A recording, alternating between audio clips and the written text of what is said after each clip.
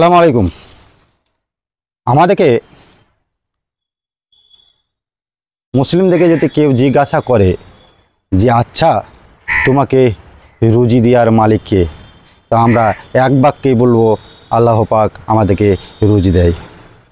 আমরা এটা বিশ্বাস করি যে আমাদেরকে আল্লাহ পাক আমাদেরকে রুজি দেয়, এই কথা আমরা সকলেই বলবো।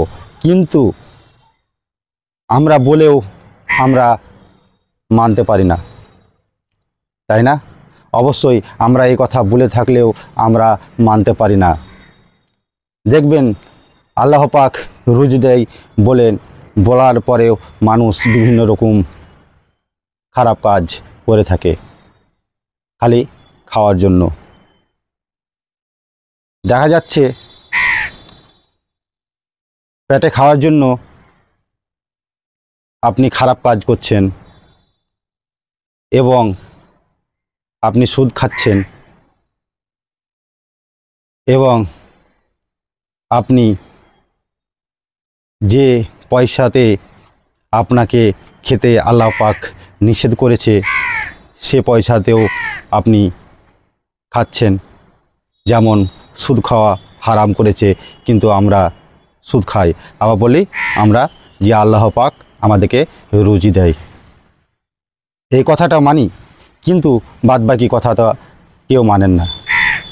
দেখা যায় বেশিরভাগ লোক আমরা সুদ খেয়ে থাকি, আমরা অন্যায়ভাবে রোজগার করে থাকি, তারপরে বিভিন্ন রকম খারাপ কাজে লিপ্ত থাকি পয়সা রোজগার করার জন্য, এবং সেগুলোতে লিপ্ত থাকার সত্ত্বেও আমরা বলে থাকি আল্লাহ পাক আমাদেরকে রুজি দেয়।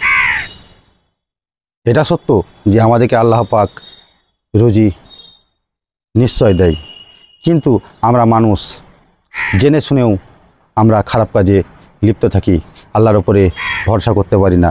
তার জন্য বিভিন্ন রকম খারাপ কাজ করে আমরা রোজগার করার চেষ্টা করি, তাই না ভাইজান?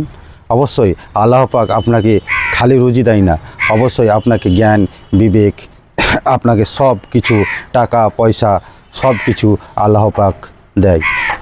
আল্লাহ পাক দেয়, তাও আমরা বিশ্বাস করতে পারি না। অবশ্যই আপনি যে ভাববেন যে আমাকে বসে বসে আল্লাহ পাক আমাকে টাকা পয়সা রুজি দিবে, সেটা কখনোই ভাববেন না।